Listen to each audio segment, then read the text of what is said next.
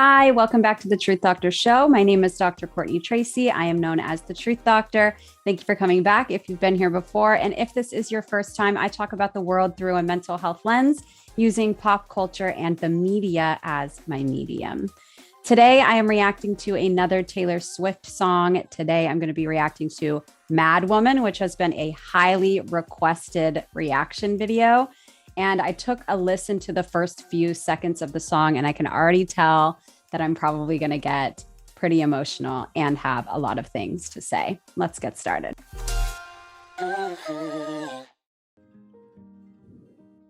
All the feels. What did you think I'd say to that? Does a scorpion sting when fighting back? They strike to kill, and you know I will.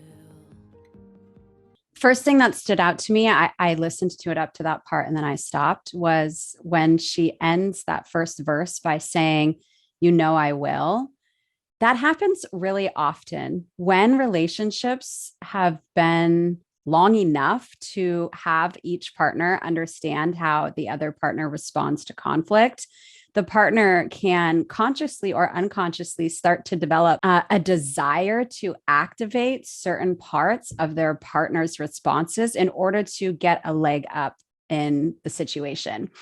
Oftentimes, this can be somebody who has some narcissistic tendencies. It can also be somebody that has narcissistic personality disorder, and it can be somebody that just is manipulative and gaslights another person and does this. Again, it can be conscious or unconscious as a means to have a leg up in the conversation, in the relationship.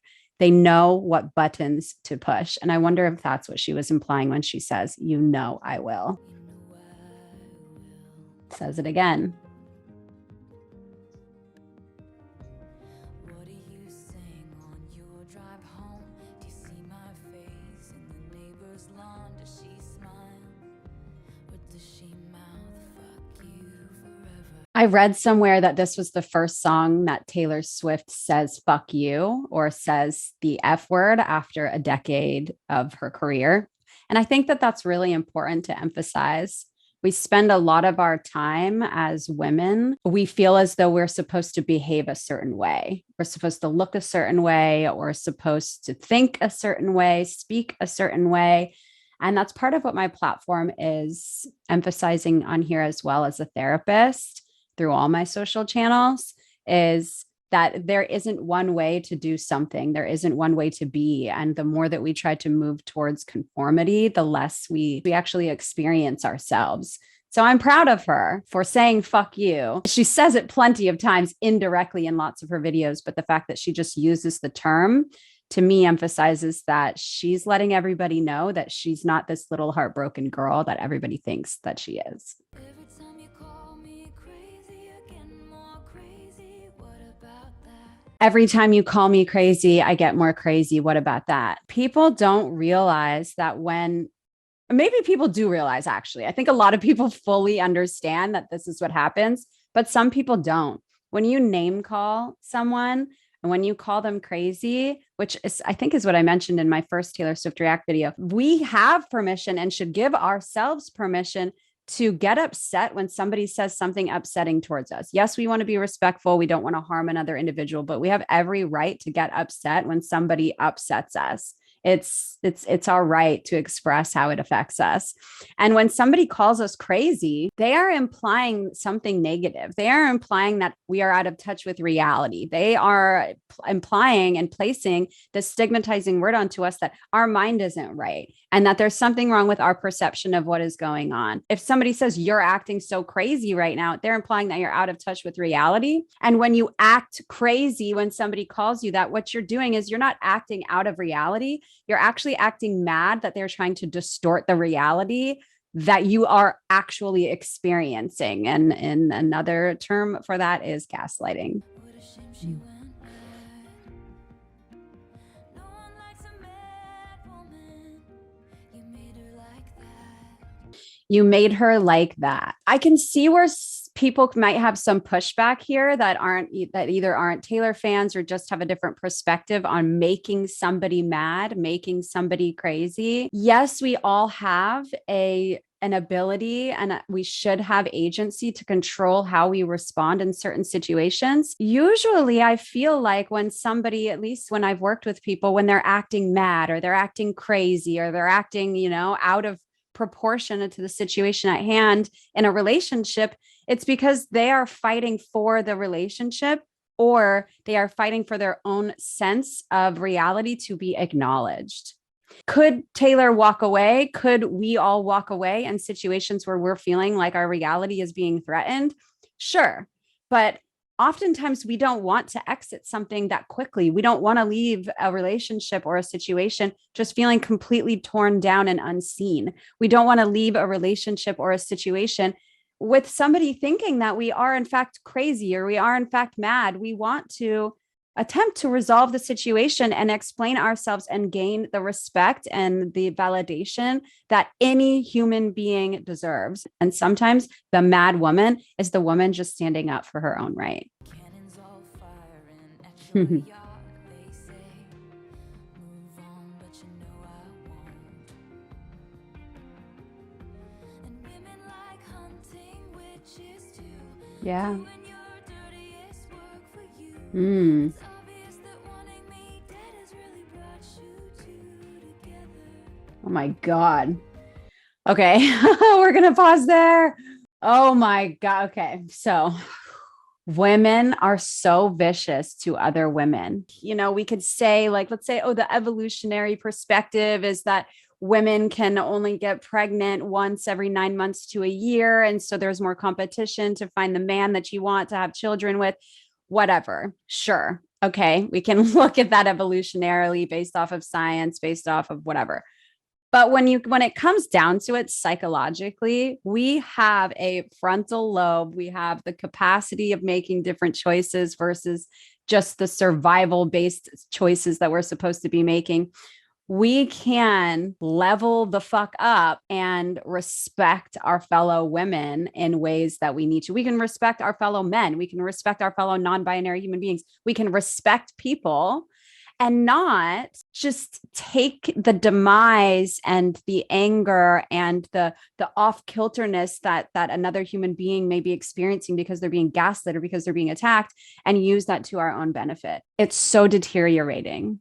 And after how long we have fought to be one, women with men, non-binary individuals with men and women, with just everybody to be treated with equal respect, to be not seen as respectable and in alignment with those that you should be respected by and in alignment with, can be extremely, extremely overwhelming and heartbreaking. God, this song is so good. No one likes a mad woman.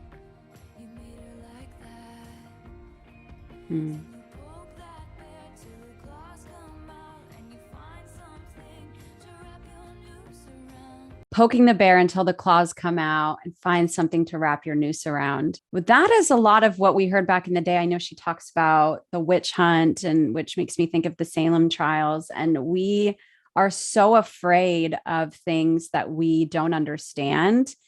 And we also know how to activate the things that we know that we don't understand. And if those things are then actually in reality and we don't understand them and we can place fear onto them, then we can judge them and then we can control them. Sounds a lot like what is going on in any situation where there's gaslighting and manipulation. Again, we learn this in relationships. We learn the buttons to push on other people. And you can do one of two things with that. You can learn those buttons and come from a place of compassion where you want to understand them and avoid them and help your partner to reduce the triggers that they have as a result of those buttons.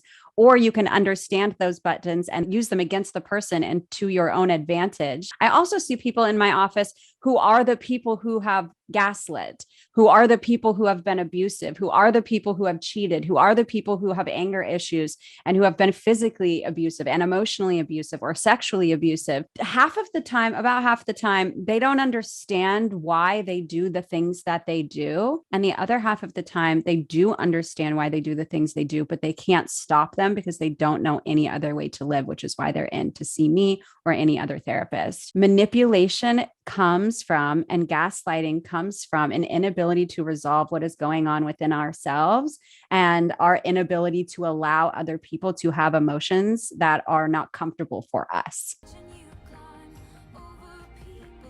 And the benefit that people get from doing this. Ooh.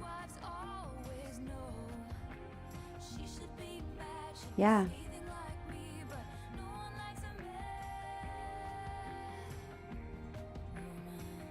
That's the thing too. What a shame. What a shame she went mad.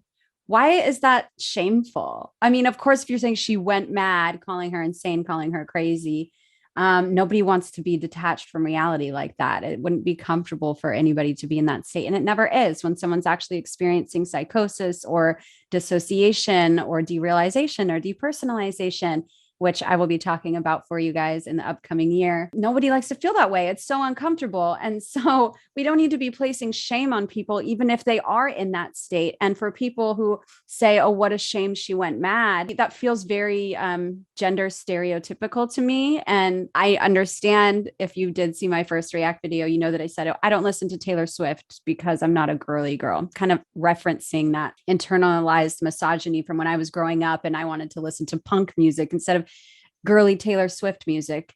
I have advanced far past that, and I don't feel that way at all. And a statement like saying, what a shame she went mad. I think it's like people say that it's like, oh, like just women can't be angry. And the thing is women are human beings and women can be angry and men can be soft. And there isn't a fine line between how gender should be expressed based off of your biological sex or otherwise. And it's not shameful to have difficult emotions. It's not shameful to act in accordance with the way that you are being treated.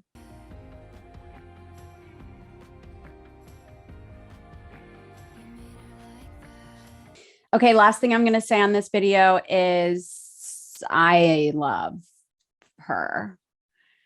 I love this song. I'm so grateful for the suggestion to listen to this song. And I have time for a few more Taylor React videos before the end of the year.